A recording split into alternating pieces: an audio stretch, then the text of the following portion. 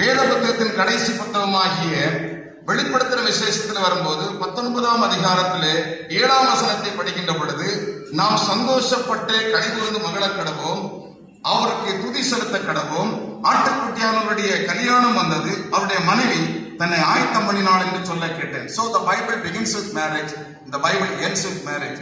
Marriage is honorable among all. எபிரேயர் 13:4 படிக்கிறோம். இது புனிதமானது, தூய்மையானது.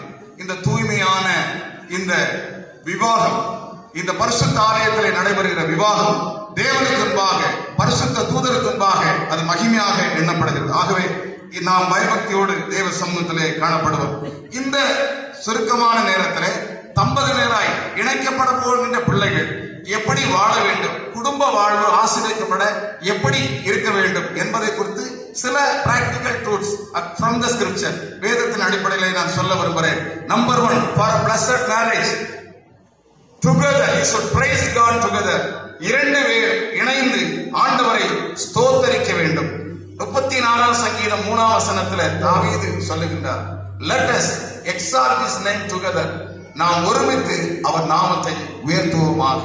ஒருமித்து, together. குடும்பத்திலே பல ஏற்றத்தாழ்வுகள் வரக்கூடும், பல வித்தியாச